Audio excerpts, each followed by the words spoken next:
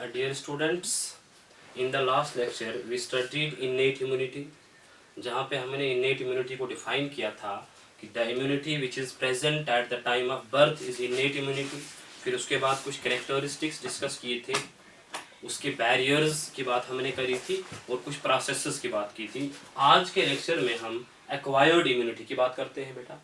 So let us first define acquired immunity. It is the immunity which is acquired by exposure to pathogens।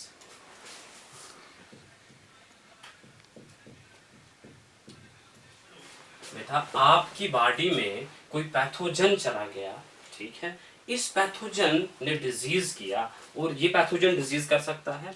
अब इस pathogen के against जो immunity develop होगी, this immunity is known as acquired और adoptive immunity, ठीक है। अब देखिए बेटा, इसमें exposure of pathogen is very important, ठीक है। दूसरी बात यह है कि this immunity is not present at the birth, it is acquired during life time, ठीक है। अब हम बात करते हैं कुछ कैरेक्टरिस्टिक्स ऑफ एक्वायर्ड इम्यूनिटी। सबसे पहला कैरेक्टरिस्टिक फीचर है, it needs prior exposure to pathogens, ठीक है। पैथोजन एंटर होना चाहिए, पैथोजन की एंट्री जरूरी है, उसके बाद जाके ये एक्वायर्ड इम्यूनिटी बॉडी में डेवलप हो जाती है। So prior exposure to pathogens is needed. Second characteristic feature is that it constitutes second line of defense, ठीक है। जैसे मैंने आप लोगों को बोला था कि innate immunity first line of defence है, इनिशियली वही काम करती है। जब innate immunity फेल हो जाएगी तो सेकेंड लाइन ये एक्वायर्ड इम्यूनिटी बना देती है, ये एक्वायर्ड इम्यूनिटी काम करती है। This is second line of defence. Third feature is बेटा डाइवर्सिटी। डाइवर्सिटी में ये बात, डाइवर्सिटी का मतलब ये हुआ बेटा कि acquired immunity can recognise a diverse number of molecules, a diverse number of pathogens, ठीक है।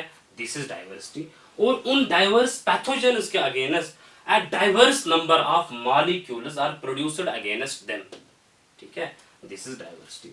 बेटा fourth characteristic feature is specificity.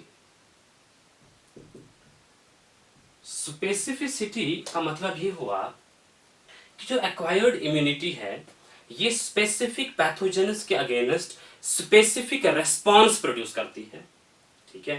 Like bacteria आएगा, suppose साल्मोनेला टाइफी आ गया, उसके against एक specific टाइप की एंटीबॉडी बनेगी। सिमिलरली विब्रियो कॉलरा आ गया, उसके अगेंस्ट दूसरे स्पेसिफिक एंटीबॉडी बनेगी। माइकोबैक्टीरियम ट्यूबरकुलोसिस आ गया, एक स्पेसिफिक प्रोटीन उसके अगेंस्ट बनेगा, ठीक है। तो जितने भी पैथोजेंस आएंगे उनके अगेंस्ट एक स्पेसिफिक रेस्पॉन्स प्रोड्यूस कर देती है, that is acquired immunity and that is specificity, ठीक है। Number fifth characteristic feature is it is having memory. देखिए बेटा, मेमोरी का मतलब क्या हुआ। सपोज आपकी बॉडी में कोई बेटा पैथोजन एंटर हो गया, इस पैथोजन को आपका इम्यून सिस्टम रिकॉग्नाइज करेगा बेटा। जब इम्यून सिस्टम ने रिकॉग्नाइज किया, इम्यून सिस्टम इसके अगेंस्ट एक इम्यून रेस्पॉन्स प्रोड्यूस करेगा बेटा। जो इम्यून रेस्पॉन्स इस पैथोजन को बेटा किल कर देगी, ठीक है। जब पहली बार पैथोजन एंटर हुआ था, फर्स्ट एक्सपोजर जब पैथोजन का था और उसके अगेंस्ट जो फर्स्ट इम्यून रेस्पॉन्स प्रोड्यूस हुई थी, दैट इज नोन एज बेटा प्राइमरी रेस्पॉन्स, ठीक है। सपोज यही पैथोजन बॉडी में दूसरी बार एंटर हो जाए, ठीक है। प्राइमरी रेस्पॉन्स में पहली बार पैथोजन गया था, इम्यून सिस्टम ने रिकॉग्नाइज किया, उसके अगेंस्ट एक्शन कर दिया इम्यून सिस्टम ने। लेकिन जब इम्यून सिस्टम एक्शन करेगा उसके अगेंस्ट, उसके साथ साथ इम्यून सिस्टम इस पैथोजन के रिलेटेड इवेंट्स याद रखता है, इस पैथोजन का स्ट्रक्चर याद रखता है, ठीक है, ताकि अब अगर दूसरी बार ये पैथोजन बॉडी में चला जाए और दूसरी बार जो रेस्पॉन्स इसके अगेंस्ट प्रोड्यूस की जाएगी, that is known as secondary और एनामनेस्टिक रेस्पॉन्स। ठीक है बेटा, अब देखिए, अब सेकेंडरी रेस्पॉन्स जो होगी बेटा, ये रैपिड होगी, ये इफिशिएंट होगी, ये स्ट्रॉन्ग होगी देन प्राइमरी रेस्पॉन्स। उसका रीजन ये है कि हमारे इम्यून सिस्टम के पास मेमोरी थी, उसको ऑलरेडी पता था कि इस पैथोजन का स्ट्रक्चर कैसा है, इसके अगेंस्ट कौन सी एंटीबॉडी काम करेगी, इस how to kill this pathogen, ये इस चीज को ऑलरेडी पता था। और ये ऑलरेडी वाली जो इंफॉर्मेशन थी, यही यूज करके जो सेकेंडरी रेस्पॉन्स आई बेटा, वो रैपिड और इफिशिएंट बनी। तो हम बोलेंगे बेटा कि मेमोरी की वजह से, इंपॉर्टेंस मेमोरी की वजह से बेटा, secondary response is more stronger, it is more rapid, it is more efficient than primary response. It is because of बेटा मेमोरी। ठीक है, तो 6 characteristic feature is recognition of self and non self. बेटा recognition of self and non self का मतलब ये हुआ कि बेटा इम्यून सिस्टम प्रोड्यूस करेगा इम्यून रेस्पॉन्स। ठीक है, यह भी हम देखेंगे कैसे रेस्पॉन्स प्रोड्यूस करता है। ठीक है, ये इम्यून रेस्पॉन्स बेटा फॉरेन सेल को भी किल कर सकती है, लेकिन अपने बॉडी के सेल को भी बेटा किल कर सकती है। It is having that capability as well. ठीक है, लेकिन immune system selectively foreign cells को किल करता है, क्योंकि इसको समझ आ जाती है कि इट इज नॉन सेल्फ, ये अपना नहीं है, ये अपनों को किल नहीं करता, ये गैरों को किल करता है, ये सेल्फ को किल नहीं करता, ये नॉन सेल्फ को किल करता है। It is because it is able to recognise who is self and who is non self, which is self and which is foreign. ठीक है, तो दिस इज बेटा recognition of self and non self. अब देखिए बेटा, अगर recognition वाली property नहीं होती तो ये इम्यून रेस्पॉन्स फॉरेन को भी किल करती, लेकिन अपने बॉडी के सेल्स को भी किल करती। तो हम ऐसे बोल सकते हैं कि बॉडी का जो इम्यून सिस्टम है वो अपने ही सेल्स पे अटैक कर रहा है। उस चीज को बेटा हम ऑटो इम्यून बोल देते हैं, ऑटो इम्यूनिटी बोल देते हैं। ऑटो मतलब self, immunity, immunity is directed against bodies own और सेल्फ सेल्स। ठीक है, और इसकी वजह से बेटा a lot of disorders हो जाते हैं known as autoimmune disorders।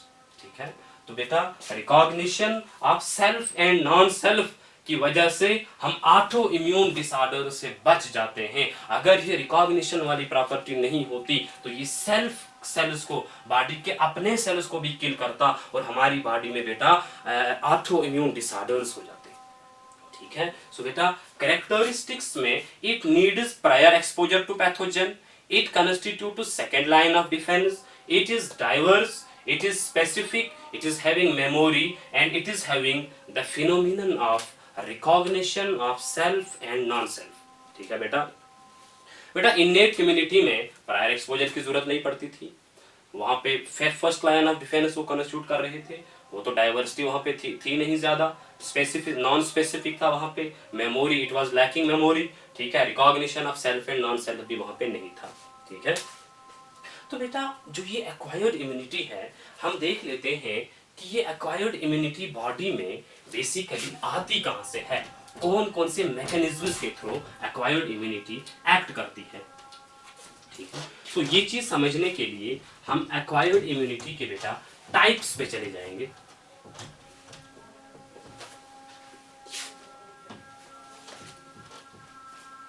बेटा acquired immunity is of two types. We have humoral immunity and we have cell mediated immunity.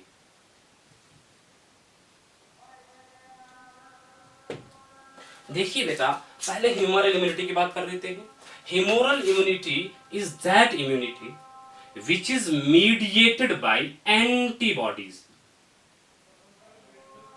ठीक है, तो देखिए बेटा एंटीबॉडी क्या होती है, ये पैथोजन है, पैथोजन के स्ट्रक्चर के ऊपर एक स्पेसिफिक प्रोटीन होता है दैट इज एंटीजन। ठीक है, antibodies are proteins directed against antigens. ठीक है, they are also specific. Antibodies are proteins directed against antigens, and the immunity which is mediated by antibodies is known as humoral immunity. ठीक है, अब हम देख लेते हैं ये बेसिकली होती कैसे है humoral immunity. सपोज बेटा हमारी बॉडी में कोई पैथोजन एंटर हो गया, ठीक है, इस पैथोजन के स्ट्रक्चर पे बेटा एंटीजन होगा,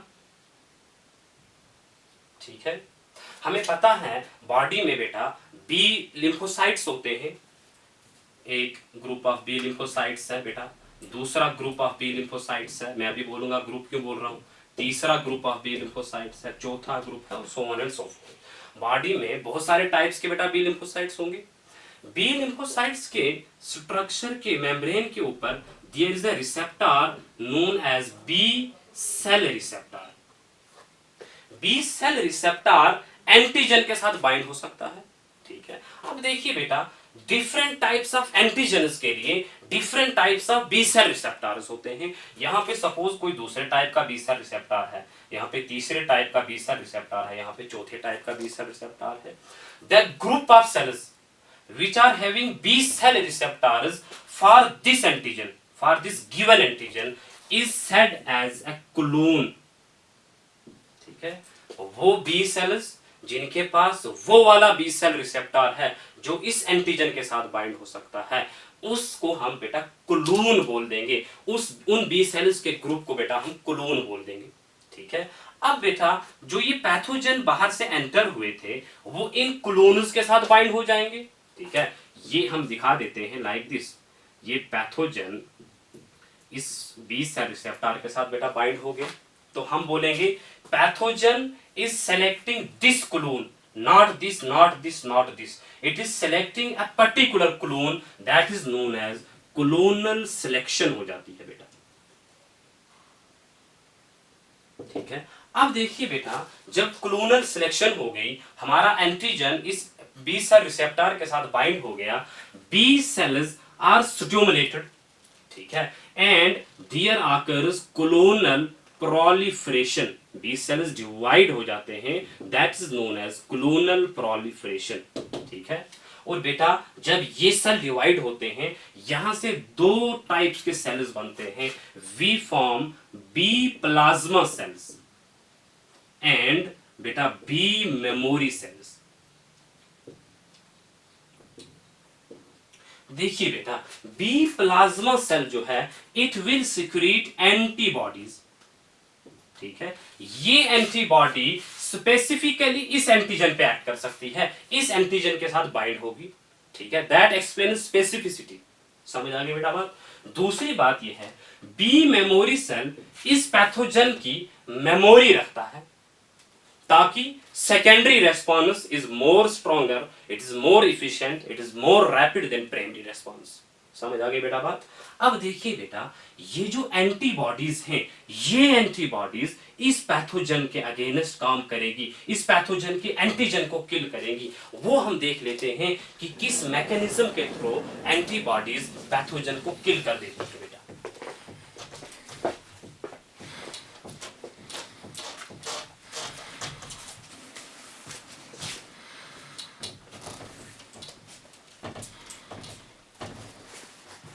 देखिए बेटा बाहर से एंटीजन आया था, इस एंटीजन के साथ हमारी एंटीबॉडी बाइंड हुई, जब एंटीजन के साथ एंटीबॉडी बाइंड होती है वहां से एंटीजन एंटीबॉडी कॉम्प्लेक्स बनता है, ठीक है। सपोज ये बेटा फॉरेन ऑर्गेनिज्म है, ये उसका एंटीजन है, इसके साथ एंटीबॉडीज एक दो डिफरेंट एंटीबॉडीज इसके साथ बेटा बाइंड हो जाएंगी लाइक दिस, यहाँ पे एंटीबॉडी बाइंड हो रही है, यहाँ पे बाइंड हो रही है, यहाँ पे एंटीबॉडीज बाइंड हो रही है। अब सपोज लेट अस एज्यूम कि ये फॉरेन एंटीजन जो है ये सोलुबल था, मतलब स्मॉल था। अब जब इसके साथ एंटीबॉडीज कॉम्प्लेक्स बना रही हैं, अब ये बनेगा बेटा इनसोलुबल, ठीक है। Soluble is getting changed into insoluble, this is known as precipitation, तो पहली चीज हुई प्रेसिपिटेशन। एंटीजन एंटीबॉडी के साथ बाइंड हुआ, वहां पे एक कॉम्प्लेक्स बना known as antigen antibody complex, and it was initially, let us assume it was initially soluble, now it became insoluble. This phenomenon, this process is known as precipitation. ठीक है बेटा। दूसरी चीज ये है कि लेट अस अज्यूम ये antibody है, इस एंटीबॉडी के साथ बेटा बहुत सारे माइक्रो ऑर्गेनिजम्स बाइंड हो सकते हैं, ठीक है। लेट अस अज्यूम इस एंटीबॉडी के साथ बहुत सारे माइक्रो ऑर्गेनिजम्स बेटा बाइंड हो सकते हैं। माइक्रो ऑर्गेनिज्म मतलब उनके स्ट्रक्चर में एंटीजन्स होंगे जो उसके साथ बाइंड हो जाएंगे और वहां पे एक क्लम्प बनेगा। This clumping of micro organisms around the antibodies is known as बेटा एग्लूटिनेशन। ठीक है बेटा। अब देखिए बेटा, प्रेसिपिटेटेड कॉम्प्लेक्स था, एग्लूटिनेशन हुई। अब इस चीज को हमारे फैगोसाइट्स जो हैं वो फैगोसाइटोज कर लेंगे। जब फैगोसाइट्स ने फैगोसाइटोज किया, ये कॉम्प्लेक्स इनके अंदर चला गया, सेल अपने अंदर लाइसोसोमल एंजाइम्स इसके ऊपर डाल देता है और इस फॉरेन सेल्स को किल कर देगा बेटा। ठीक है, तो प्रेसिपिटेशन हुआ, एग्लूटिनेशन हुआ, इस चीज की वजह से फैगोसाइटोसिस इजी हो गई और फैगोसाइटोसिस की वजह से फॉरेन ऑर्गेनिजम्स बेटा किल हो गए। ठीक है, इसके अलावा बेटा एक मैकेनिज्म तो प्रेसिपिटेशन हुआ, दूसरा मैकेनिज्म एग्लूटिनेशन हुआ। देखिए बेटा, तीसरा ये भी तो हो सकता है। सपोज ये मेरा फॉरेन ऑर्गेनिज्म है, इस फॉरेन ऑर्गेनिज्म पे एंटीबॉडीज बाइंड हो रही है बेटा। जब फॉरेन ऑर्गेनिजम्स को एंटीबॉडीज बेटा कवर कर लेती हैं, लिसन इट, जब फॉरेन ऑर्गेनिज्म की कवरिंग में एंटीबॉडीज आ जाती हैं तो जो फैगोसाइट्स होते हैं बेटा, लिसन इट, जो सेल्स फैगोसाइटोसिस करेंगे दैट आर फैगोसाइट्स, जो फैगोसाइट्स होंगे वो इनको इजीली फैगोसाइटोज कर पाएंगे। ठीक है, अब क्या बोल सकते हैं हम कि फैगोसाइटोसिस फेवर हो रही है, फैगोसाइटोसिस को सपोर्ट कर रहा है। कौन चीज सपोर्ट कर रही है? ये एंटीबॉडीज जो इस फॉरेन ऑर्गेनिज्म के अगेंस्ट बाइंड हुई है। This phenomenon is known as बेटा ओप्सोनाइजेशन। ठीक है, number fourth way is that बेटा कि भाई जो ये एंटीजन एंटीबॉडी कॉम्प्लेक्स बना, एज ऑलरेडी एक्सप्लेन्ड, ये antigen antibody complex complement system को एक्टिवेट कर सकता है बेटा।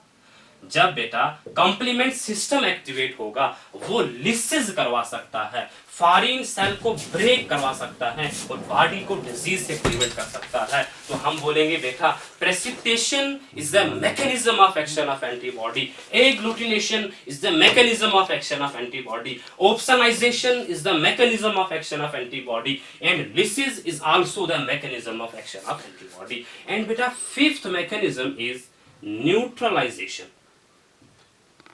देखिए बेटा, इस बात को आप समझिए लाइक दिस। सपोज यहां पे एक बॉडी का सेल है, ठीक है, ये बाहर से वायरस आ गया या कोई टॉक्सिक सब्सटेंस है। ये टॉक्सिक सब्सटेंस का जो एंटीजन है या जो एंटीजन प्रोटीन है, ये बॉडी के सेल के इस रिसेप्टर के साथ बाइंड होगा। जब इस रिसेप्टर के साथ बेटा बाइंड होगा उसके बाद सेल के अंदर एंटर हो सकता है और सेल में टॉक्सिक इफेक्ट्स प्रोड्यूस करेगा। ठीक है, अब देखिए यहां पे क्या होगा, जो एंटीबॉडी बनी वो इसके बीच में आ जाती है, वो इस एंटीजन के साथ बाइंड होगी। जब एंटीबॉडी एंटीजन के साथ बाइंड हो जाएगी, ये एंटीजन अब इस रिसेप्टर के साथ बाइंड नहीं होगा। अब जब रिसेप्टर के साथ बाइंड नहीं होगा तो बॉडी पे टॉक्सिक इफेक्ट्स प्रोड्यूस नहीं कर पाएगा। हम बोलेंगे कि एंटीबॉडी ने टॉक्सिक इफेक्ट्स को प्रिवेंट किया। That phenomenon is known as neutralization. ठीक है, so mechanism of action of antibodies include precipitation, agglutination, opsonization, neutralization and lysis, that is breakdown. समझ आ गई बेटा बात? बेटा अब हम देख लेते हैं कि जो एंटीबॉडी है कि इस एंटीबॉडी का स्ट्रक्चर क्या है।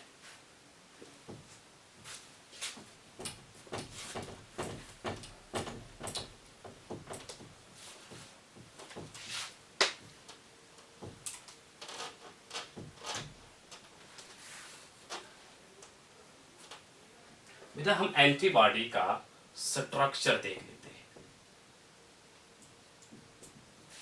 ठीक है, जैसे आप लोगों को अभी मैंने बोला था कि antibody is basically a protein which is directed against antigen. ठीक है, ये जो एंटीबॉडी है इसका स्ट्रक्चर में बेटा दो हैवी चेन्स होते हैं, two heavy chains, and it is having two light chains. ठीक है, two heavy chains and two light chains. ठीक है, और बेटा हैवी और लाइट वर्ड हम बेसिकली मॉलिक्यूलर वेट के बेस पे बोल देते हैं।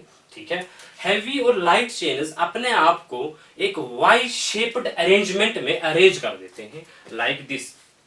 बेटा ये एक हैवी चेन मान लें आप, ये दूसरा हैवी चेन मान लें आप। ठीक है, और यहां पे बेटा दो स्मॉलर चेन्स होते हैं, दो लाइट चेन्स होते हैं।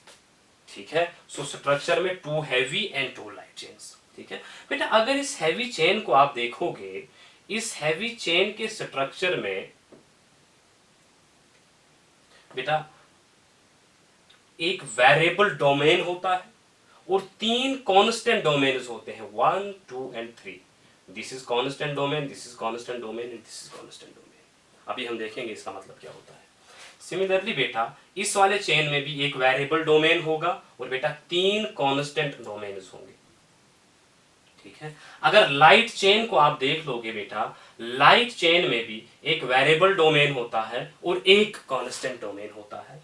यहां पे एक वेरिएबल डोमेन है बेटा और एक कांस्टेंट डोमेन है। समझ आ गई बेटा बात। ये जो दो हैवी चेन्स है बेटा, they are linked by double two disulphide bonds. ठीक है, ये डाइसल्फाइड बॉन्ड है SS। ठीक है, they are linked, two heavy chains are linked by means of two disulfide bonds, एक ये वाला और दूसरा ये वाला। और बेटा heavy और light they are linked by single disulfide bond, यहाँ पे एक होगा, यहाँ पे एक होगा, single disulfide bond। समझ आ गई बेटा बात। अब देखिए बेटा जो ये वेरिएबल रीजन है, ठीक है, variable region of heavy and light, इनके बीच में साइट होती है, that is known as antigen binding site. ठीक है, तो हम बोलेंगे antigen binding site is present between the heavy and light chain. कौन सा domain? Variable of heavy and variable of light. So variable domain का काम बेसिकली एंटीजन बाइंड करना होता है। वेरिएबल डोमेन का बेटा काम एंटीजन बाइंडिंग साइट प्रोवाइड करना था। ठीक है, दूसरा जो ये कांस्टेंट डोमेन होता है, देखिए ये क्या करेगा, जब इस एंटीबॉडी के साथ एंटीजन बाइंड हो जाएगा, कांस्टेंट डोमेन एक्टिवेट होता है और ये बाकी प्रोसेसेस को एक्टिवेट करेगा, बाकी बायोलॉजिकल एक्टिविटीज को एक्टिवेट करेगा। लाइक ये बेटा हमारे कॉम्प्लीमेंट सिस्टम को एक्टिवेट करेगा, कॉम्प्लीमेंट सिस्टम इस पैथोजन को किल करेगा। समझ आ गई बेटा बात। So constant domain regulates other activities whereas variable domain provides antigen binding site.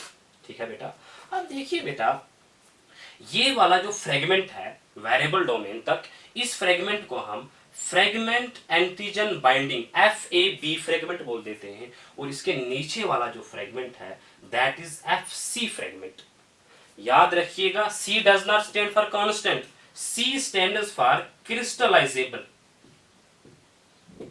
C stands for crystallizable। जब पहली बार एंटीबॉडी को एक्सट्रैक्ट किया था, ये वाला जो पोर्शन है इट गॉट क्रिस्टलाइज्ड, ये वाला पोर्शन क्रिस्टलाइज नहीं हुआ था। सो इसको FC बोला गया पोर्शन को, और इस पोर्शन को FAB। यहाँ पे एंटीजन बाइंडिंग साइट होती है तो इसको FAB बोला जाता है। बेटा जो ये एंटीजन बाइंडिंग साइट है इसको पैराटोप भी बोल देते हैं।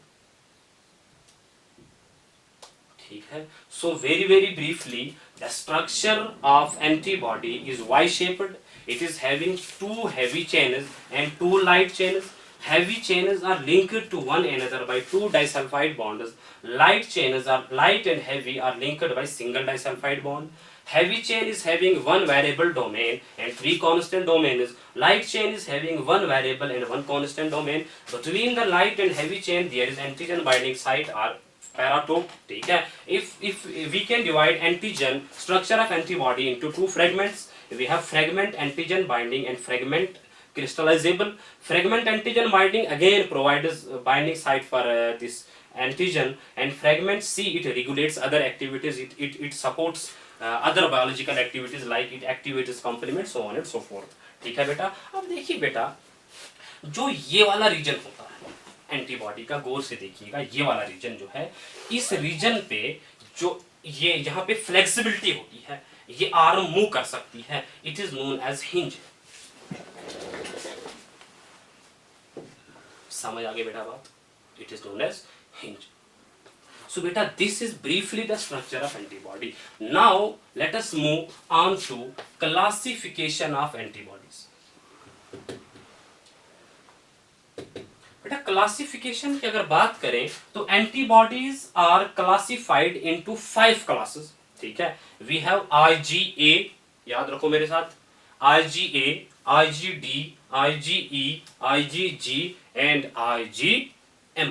ठीक है, तो सबसे पहले हम IgG की बात कर लेते हैं. बेटा जो IG stands for immunoglobulin, antibody का दूसरा नाम इम्यूनोग्लोबुलिन भी है. IgG जो है इट इज मोस्ट अबंडेंट.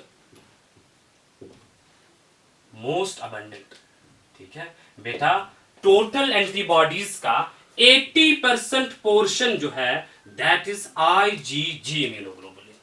ठीक है, ये IgG जो है बेटा ये मोनोमर होती है. It exists in the form of monomer. देखिए भाई मोनोमर का मतलब क्या है, मतलब ये हुआ कि ऐसा एक वाई शेप्ड मॉलिक्यूल होगा.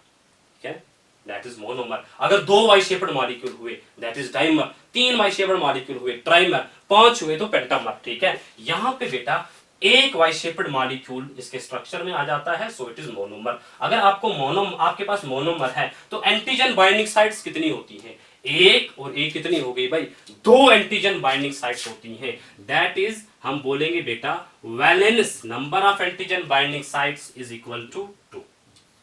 ठीक है बेटा, तीसरी बात ये है it is the only antibody, listen it is the only immunoglobulin which is able to cross placenta. मतलब ये मदर्स बॉडी से फीटस के अंदर जा सकती है वाया क्रॉसिंग प्लेसेंटा. बाकी एंटीबॉडीज प्लेसेंटा को क्रॉस नहीं कर पाती. सपोज आपसे पूछा जाए कि हम फीटस की बॉडी में से ब्लड निकाल दिया, वहां पे हमें एंटीबॉडी मिल रही है, फीटल ब्लड में एंटीबॉडी मिल रही है, कौन सी एंटीबॉडी हो सकती है? तो बेटा इट कैन बी IgG. क्यों? Because it is the only antibody which crosses placenta. ठीक है, अगर बोले फीटस को इम्यूनिटी मिल रही है, कौन सी एंटीबॉडी इम्यूनिटी दे सकती है फीटस में? तो बेटा it is IgG because it is only which is able to cross placenta. ठीक है, सेकेंड क्लास जो है दैट इज IgA. बेटा IgA जो है it constitutes around 15% of total antibodies. It is again monomer. ये भी बेटा मोनोमर होता है, तो मतलब valence is equal to 2, number of antigen binding sites is equal to 2. ये जो IgA है बेटा ये सलाइवा में होता है. IgA antibody is present in saliva, it is present in tears, it is present in mucus और म्यूकोजल मेम्ब्रेन्स सिक्रीट कर सकती है बेटा. ठीक है, and it is present in mother's milk. और अबंडेंटली जो फर्स्ट डेज का मिल्क होता है दैट इज कोलेस्ट्रम, उसके अंदर बेटा अबंडेंट होता है. ठीक है, तो IgA में याद रखेंगे मोनोमर है, constitutes 15% and present in saliva, tears, mucus and milk. Since it is present in mucus, mucosal membranes produce कर रही हैं, तो हम बोलेंगे IgA is responsible for mucosal immunity. ठीक है, IgA is responsible for mucosal immunity. बेटा यहाँ पे एक बात आप क्लियर करिएगा. ठीक है, IgA डाइमर भी हो सकती है. ठीक है, अगर ब्लड में हुई तो मोनोमर होगी, अगर सिक्रीशंस में हुई मतलब सिक्रीटरी फॉर्म म्यूकस में हुई, टीयर्स वगैरह में हुई, तो तब ये डाइमर की फॉर्म में भी एग्जिस्ट कर सकती है. डाइमर में 2 वाई शेप्ड मॉलिक्यूल्स होंगे, 4 एंटीजन बाइंडिंग साइट्स होंगी. सो IgA कैन बी मोनोमर और इट कैन बी डाइमर. ठीक है, नंबर 3 बेटा क्लास इज IgM. ठीक है बेटा, it constitutes 5% of total antibodies. बेटा IgM जो है इट इज लार्जेस्ट इम्यूनोग्लोबुलिन, सबसे बड़ा जो है दैट इज IgM, और इट इज पेंटामरिक, पेंटामर समझते हैं, इसमें 5 वाई शेप्ड मॉलिक्यूल होंगे। तो antigen IgA, it constitutes 15% of total immunoglobulins, ठीक है बेटा। IgA जो है सलाइवा के अंदर प्रेजेंट होता है, टीयर्स के अंदर प्रेजेंट होती है, म्यूकस के अंदर प्रेजेंट होती है, और mother's milk and specially the milk of first few days that is colostrum, उसके अंदर बेटा प्रेजेंट होते हैं। Since it is present in mucus, तो हम बोलेंगे IgA is responsible for mucosal immunity, ठीक है बेटा। अब देखिए ये मोनोमर भी हो सकता है बेटा, और ये डाइमर भी हो सकती है, ठीक है। अगर म्यूकस सिक्रीशन में प्रेजेंट हुआ तब डाइमर होगा, मतलब तब 2 वाई शेप्ड मॉलिक्यूल इसका बना होगा। अगर ब्लड वगैरह में हुआ, सीरम वगैरह में हुआ, तो तब जाके बेटा ये मोनोमर होगा, तब इसकी वैलेंस बेटा 2 आएगा। यहां पे वैलेंस डाइमर के फॉर्म में वैलेंस बेटा 4 आ जाता है, number of antigen binding sites बेटा तब 4 आ जाती है। नंबर 3 इज IgM, बेटा it constitutes 5% of total immunoglobulins, और याद रखिएगा it is the largest immunoglobulin, सबसे बड़ा है। कौन सा वाला? IgM। इसके पास बेटा पेंटामर की फॉर्म होती है, पेंटामरिक, ठीक है। पेंटामरिक का मतलब समझते हैं आप कि वाई शेप्ड मॉलिक्यूल्स कितने होंगे? 5 वाई मॉलिक्यूल्स का, 5 वाई मॉलिक्यूल्स को मिला के एक IgM बनी होगी। अगर 5 वाई मॉलिक्यूल्स है तो एंटीजन बाइंडिंग साइट्स कितनी होगी? 10 एंटीजन बाइंडिंग साइट्स होंगी। हम बोलेंगे वैलेंस यहां पे बेटा 10 आ जाएगा, ठीक है। अब देखिए अगर बड़ी एंटीबॉडी है, 10 एंटीजन बाइंडिंग साइट्स है, it can simultaneously, single antibody can simultaneously bind 10 antigens, so it is most efficient, it is most efficient beta, it is most efficient, and it is first antibody which is produced in response to infection, infection के against जो पहली antibody produce करी जाती है that is IgM, ठीक है बेटा। Fourth class is IgE, ठीक है। IgE जो एंटीबॉडी है it is present in traces, इसकी कंसंट्रेशन बहुत कम होती है बेटा, और ये प्रेजेंट होती है बेसोफिल्स एंड मास्ट सेल्स के ऊपर,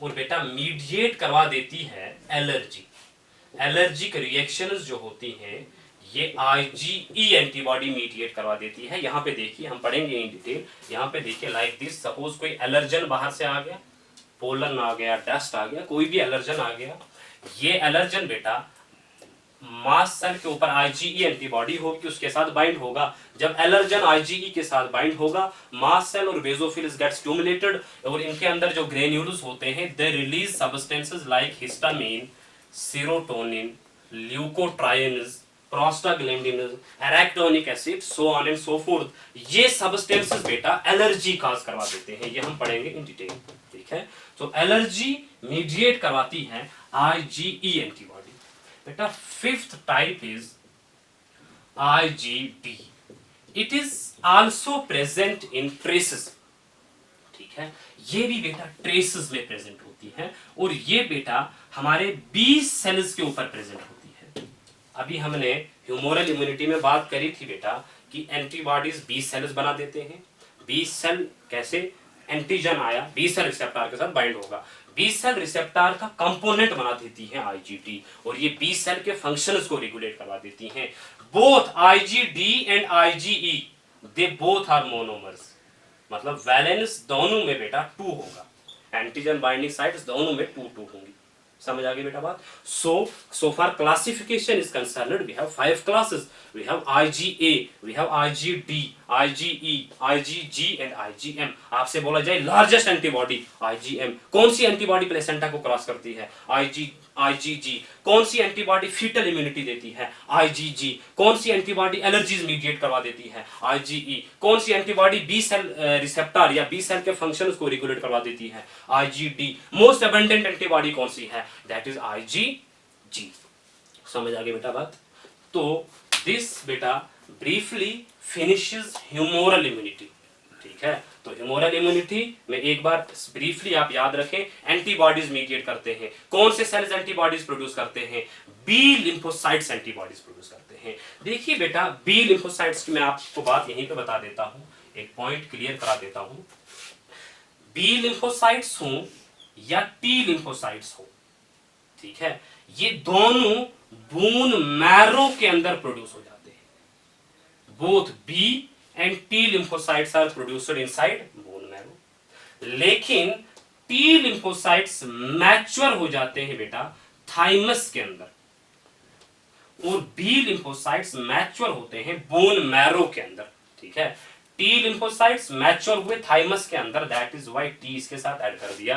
बी लिम्फोसाइट्स मैच्योर हुए बोन मैरो के साथ। क्या बी बोन मैरो स्टेंड करता है? नो।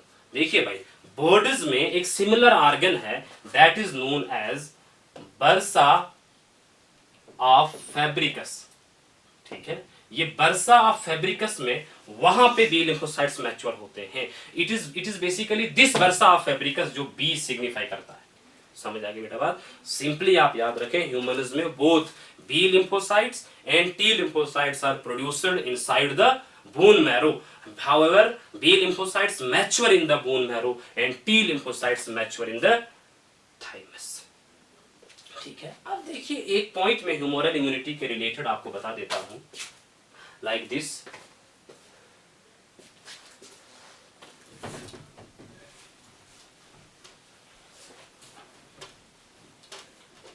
बेटा फॉरेन पैथोजन आ गया, ठीक है, बी लिम्फोसाइट्स ने एंटीबॉडीज बनाई जो ब्लड के अंदर चली गई, और जो पैथोजन ब्लड में होंगे, मतलब जो पैथोजन सेल के बाहर होगा, उस पैथोजन को रिकॉग्नाइज करेंगे और किल करेंगे।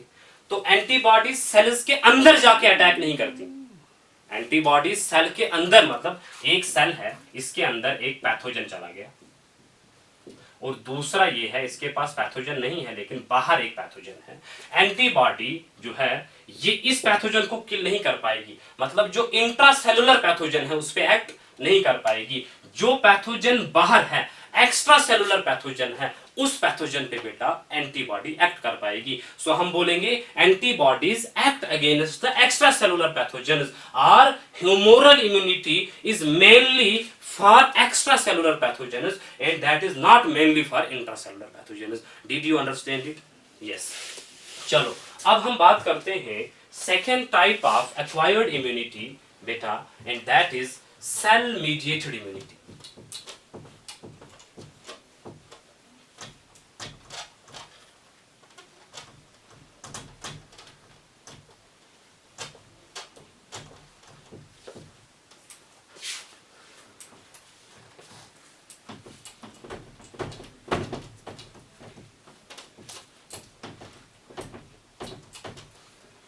बेटा cell mediated immunity, now second type of immunity is cell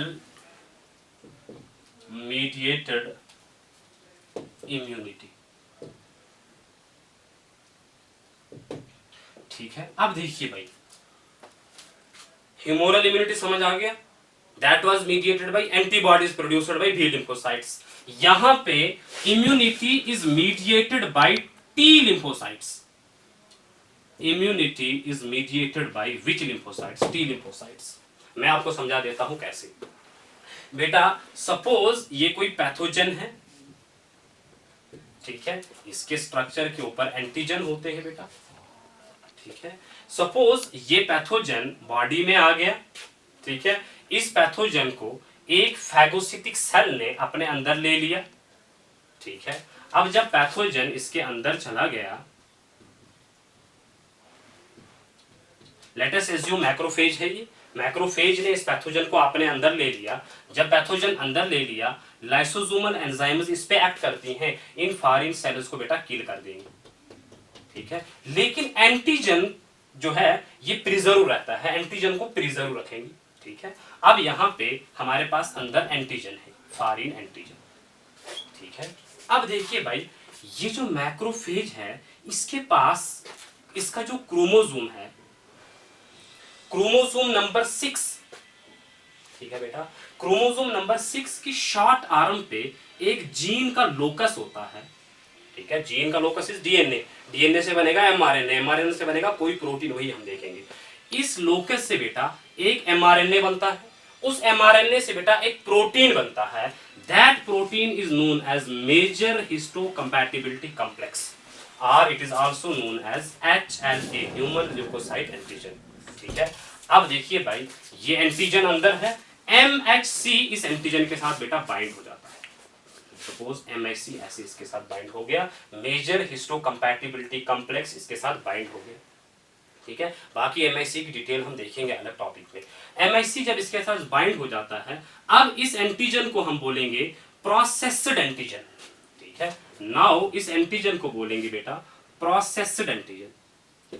जब बेटा एंटीजन की प्रोसेसिंग हो जाती है, एंटीजन MHC के साथ बाइंड हो गया है, ये एंटीजन इस मेम्ब्रेन, सेल की मेम्ब्रेन के ऊपर प्रेजेंट किया जाता है, ठीक है। Antigen is processed and it is presented on the membrane of cell, ठीक है। So this cell is known as antigen presenting cell.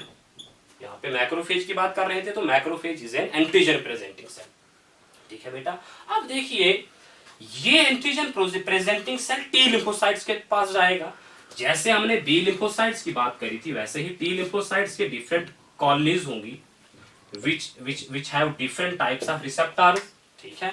अब सपोज ये एक वो क्लोन है which is able to recognize this receptor and which is able to bind this receptor, this clone is selected, हम बोलेंगे बेटा क्लोनल सिलेक्शन होगी, ठीक है। लेकिन याद रखिएगा, ये जो रिसेप्टर होता है एंटीजन के अगेंस्ट, जिसके साथ एंटीजन बाइंड होता है, इसके अलावा टी सेल के पास दूसरा रिसेप्टर भी होता है जो MHC को चेक करता है। वो देखता है कि MHC अटैच है कि नहीं है, क्या ये प्रॉपरली प्रोसेस हुआ है कि नहीं हुआ है।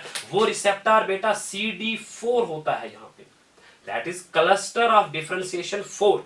वो बाइंड हो जाएगा, किसको रिकॉग्नाइज करेगा, MHC टाइप सेकंड। ये हम देखेंगे बाद में, टाइप फर्स्ट टाइप सेकंड क्या होता है। ये बाइंड होता है बेटा टाइप सेकंड के साथ, CD4 MHC टाइप सेकंड के साथ बाइंड होता है, ये हम देखेंगे टाइप्स में, ठीक है। अब जब बेटा ये वाला क्लोन जो है, जिनके ऊपर CD4 रिसेप्टर है, वो T सेल रिसेप्टर बोलेंगे, जो इस एंटीजन के साथ बाइंड हो रहा है, ये क्लोन सिलेक्ट हो जाता है। जब ये क्लोन सिलेक्ट हो गया, इसके साथ बाइंड हो गया हमारा एंटीजन वाला एंटीजन, प्रोसेस्ड एंटीजन, ये क्लोन प्रोलिफरेट करता है, नोन एज क्लोनल प्रोलिफरेशन, ठीक है। और वहां से बेटा 4 टाइप्स के सेल्स बनते हैं, ठीक है। सबसे पहला टाइप है बेटा T helper sales. Number second type is cytotoxic T sales. Number third type मेरा बच्चा is suppressor are regulatory T cells, and number 4 is memory T cells, ठीक है। Let me again tell you, antigen आया, antigen को process किया गया, processed antigen में MHC attach होगा। ये MHC is basically a protein encoded bye chromosome number 6, short arm of chromosome number 6, ठीक है। ये जो प्रोसेस्ड एंटीजन है मेम्ब्रेन पे चला जाता है, ये इस सेल को हम ये जो सेल है ये टी लिम्फोसाइट्स के पास चला जाता है, मतलब it presents antigen to T lymphocytes, so it is known as antigen presenting cell. जब टी लिम्फोसाइट के साथ जाएगा, यहाँ पे टी लिम्फोसाइट्स के ऊपर टी सेल रिसेप्टर होगा जो इस एंटीजन के साथ बाइंड होगा, ठीक है। और दूसरे रिसेप्टर्स दैट इज CD4 होता है, जो MHC क्लास सेकंड को रिकॉग्नाइज कर देता है बेटा, ठीक है। अब जब रिकॉग्नाइज हो गया, एक पर्टिकुलर कॉलोनी सिलेक्ट हो गई, क्लोनल सिलेक्शन हो गई, उसके बाद बेटा ये डिवाइड होता है and produces 4 types of cells. We have T helper cells, we have cytotoxic T cells, suppressor और regulatory T cells and memory T cells, ठीक है। अब देखिए बेटा, हेल्पर टी सेल्स जो हैं ये दे प्रोड्यूस सर्टन साइटोकाइन्स, ठीक है, और वो साइटोकाइनेज बेटा बी लिम्फोसाइट्स को स्टिमुलेट कर देते हैं। हमें पता है जब बी लिम्फोसाइट स्टिमुलेट होगा वहां से एंटीबॉडी बनेगी, तो ये एंटीबॉडी प्रोडक्शन में हेल्प करता है, so it is known as T helper cell. दूसरा ये है, ये बॉडी के बाकी फैगोसिटिक सेल्स को भी एक्टिवेट कर सकता है। तीसरी बात ये है, ये साइटोटॉक्सिक टी सेल को भी बेटा एक्टिवेट करता है। ठीक है, आप देखेंगे साइटोटॉक्सिक एक्शन क्या है, लेकिन just remember T helper cell helps B lymphocytes to produce antibodies, T helper cell helps phagocytosis of this pathogen, T helper cell activates cytotoxic T cells. ठीक है, दूसरा जो टाइप है cytotoxic T cells, it directly kills the pathogen. देखिए बेटा कैसे, ये एक साइटोटॉक्सिक टी सेल है बेटा, ठीक है, ये पैथोजन के साथ बेटा बाइंड हो जाएगा। जब साइटोटॉक्सिक इसके साथ बाइंड हो जाता है, it secrete some enzymes, those enzymes are known as perforins. ठीक है, जो इसकी मेम्ब्रेन पे बेटा पोर बना देते हैं। जब यहाँ पे पोर बन जाता है, साइटोटॉक्सिक टी सेल्स कुछ एंजाइम्स उसके अंदर सेंड कर देते हैं जो इस सेल को बेटा किल कर देती हैं, और वो एंजाइम्स होती हैं like granzymes, granulysin, so on and so forth. ठीक है, simply cytotoxic T cell comes, it gets attached to foreign cell, it produces enzymes like perforins which produces pore in the foreign cell, and via this pore cytotoxic T cell sends enzymes which can kill the foreign cell. This is function of cytotoxic T cell. अब देखिए बच्चा, ये जो cytotoxic T cell है ये foreign cell को भी किल कर सकता है और बॉडी के सेल को भी किल कर सकता है। ठीक है, अब आता है रोल सुप्रेसर या रेगुलेटरी टी सेल्स का। ये जो सुप्रेसर टी सेल्स हैं, it inhibits the action of cytotoxic T cells on body's own cells. Body के अपने सेल्स पे साइटोटॉक्सिक टी सेल को एक्ट नहीं करने देते। ये सुप्रेसर टी सेल्स का फंक्शन हुआ। अगर ये सुप्रेसर टी सेल्स नहीं होते, अगेन ऑटो इम्यून डिजीजेस के रिस्क इंक्रीज हो जाते। तो suppressor T cells indirectly bye inhibiting cytotoxic T cells prevent us from number of auto immune disorders. उसके बाद बेटा memory T cells, they keep the memory of event such that secondary response और anamnestic response is stronger, efficient and faster than the primary response. समझ आ गई बेटा बात। सो बेटा सेल मीडिएटेड इम्यूनिटी, याद रखिएगा, cell mediated immunity is provided by T lymphocytes. T lymphocytes बेटा ये फॉरेन पैथोजन आ गया, वो इंट्रासेलुलर पैथोजन है, सेल के अंदर ये पैथोजन था। भाई देख लो, सेल के अंदर पैथोजन था, दैट इज इंट्रासेलुलर पैथोजन। तो cell mediated immunity is responsible to kill intracellular pathogens। जो पैथोजन सेल के अंदर एंटर हो गया था, इस पैथोजन को बाद में प्रेजेंट किया गया। A particular colony of T cells were selected, this colony proliferated, it produces T helper, cytotoxic, suppressor and memory T sales. T helper ने बी लिम्फोसाइट्स को स्टिमुलेट किया, एंटीबॉडीज प्रोड्यूस कर दी। टी हेल्पर सेल्स ने cytotoxic T sales को भी activate कर दिया। Cytotoxic T sales ने डायरेक्टली एक फॉरेन ऑर्गेनिज्म को किल कर दिया। सुप्रेसर टी सेल्स ने साइटोटॉक्सिक की जो एक्शंस थे अपने बॉडी के सेल्स पे, उन एक्शंस को इनहिबिट कर दिया। मेमोरी टी सेल्स ने इवेंट की मेमोरी रखी ताकि दूसरी बार अगर ये पैथोजन आए तो उसको इजीली रिकॉग्नाइज कर दिया जाए और उसको इजीली किल कर दिया जाए। दिस इज बेटा सेल मीडिएटेड इम्यूनिटी। समझ आ गई बेटा बात। This finishes the cell mediated immunity. Thank you.